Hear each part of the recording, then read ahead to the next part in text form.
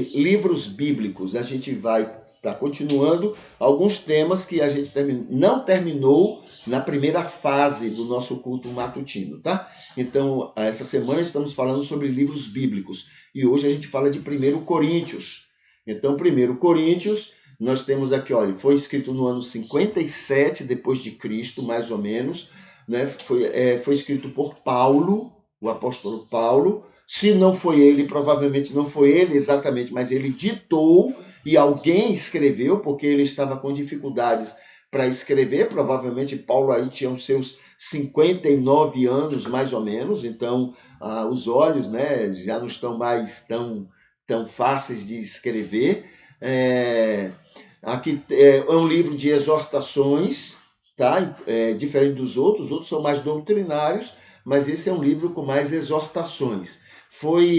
Começou a ser reconhecido como inspirado no ano 80, ou seja, uns 29 anos depois, não, 29 não, 23 anos depois, ele passa a ser colocado entre os livros considerados inspirados por Deus para o Novo Testamento, tá? É o cânon. Ele faz concertos na igreja, o contexto dele são influências do paganismo na igreja e ele está trabalhando contra essas influências. Aqui tem a primeira carta aos Coríntios, é bem diferente de todos os demais juntadas no Novo Testamento, principalmente por ela ser muito prática e muito particular àquela igreja e aos comportamentos não muito cristãos do cotidiano dela, né? Eram gregos, então eles não podiam se comportar da mesma maneira que os judeus cristãos se comportavam, né? Partindo do pressuposto de que os judeus eram essa coisa boa que a gente já colocaram na cabeça da gente, mas eram tão pecadores e tão indignos quanto qualquer outra pessoa. A religiosidade deles não significava nada.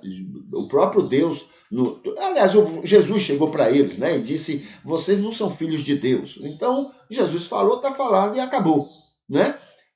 Aí Jesus fala: vocês são filhos do diabo. Né? Claro que é o mesmo diabo que falou para Pedro, tá? Não tem nada a ver com Satanás, não, aquela coisa que a gente tem, não. O diabo aí é no sentido de vocês não são agradáveis a Deus, é isso que ele quer dizer, mas Deus ama vocês, né? E faz tudo por vocês também, porque faz com outros povos também.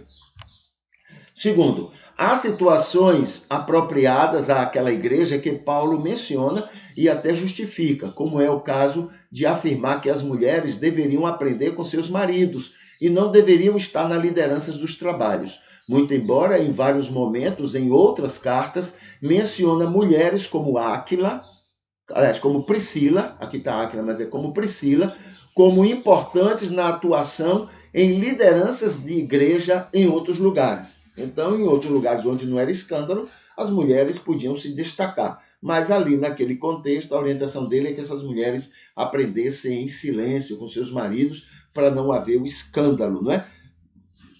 Pela experiência em outros lugares, dizia que ele não concordava com isso. Mas, em respeito à questão do escândalo, então ele dizia: olha, que as mulheres aprendam, né, com seus maridos. Terceiro, por circunstâncias específicas à igreja, Paulo chega a orientar que não deveriam se interessar em casamento para estarem mais preparados para a volta de Jesus, quando Jesus confirma que o casamento é vontade do Senhor para os seres humanos. Tá? Então, uma coisa específica ali. Eu oriento que vocês não se casem, mas a orientação aí é para que vocês estejam preparados, né? Se preparando, em vez de estar preocupado com essas coisas, preparando para a volta de Jesus. Essa é a palavra de Paulo. Mas a vontade de Deus é que as pessoas se casem, é a vontade de Deus, né? Que o homem encontre a mulher e sejam uma só carne, etc, etc. 4. Sobre dons espirituais, que era um problema sério que acontecia naquela igreja, Paulo dá diretrizes para se identificar e se compreender como sobre o assunto. Então, esse era um problema lá. Eles se brigavam lá entre eles para saber quem era mais espiritual. Essa coisa carnal que o joio gosta muito, né? Então, estava eles lá brigando e usavam essa questão de dons espirituais como uma demonstração. E Paulo diz, não tem dom mais importante do que outro, todos são usados, né? Principalmente ele afirma que o dom, quando Deus dá, né, habilidades a quem quer, quando é dom espiritual, Deus dá habilidades a quem Ele quer. Não é porque a pessoa pede, Ele dá a quem Ele acha que precisa ser usado com aquilo. Quando para proveito coletivo, não existe dom espiritual onde eu somente me beneficio, onde eu somente saio ganhando. Isso não é dom, isso é outra coisa, é outra carnalidade qualquer, né? Mas o dom é para o benefício coletivo, todo mundo ganha com aquilo, entendeu? Então, essa é uma das marcas do dom. O outro, olha aqui, e dado individualmente, não o mesmo dom para muita gente.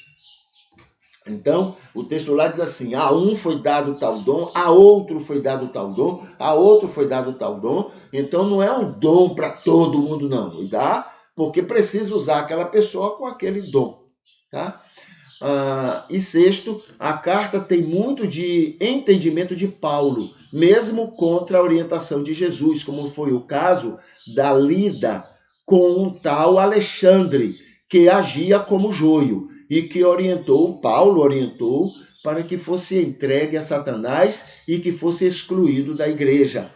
Isso não é de Jesus, isso é de Paulo, não tem nada a ver com Jesus. Então, existem essas particularidades, não é, também na carta aos Coríntios. Tá bom? Então, essa é a carta aos Coríntios e a gente faz esse destaque, né, porque ajuda muito a gente a compreender, né, sobre o que ela está se expressando para aquela igreja e para todos nós. Tá bom? A gente fica por aqui, a gente se despede, eu vou colocar aqui a musiquinha, né? Vou colocar a musiquinha e a gente vai agradecendo a Deus pelo dia de hoje e pedindo que amanhã a gente volte para estudar mais ainda a sua palavra. Tá bom? Até mais. Deus abençoe.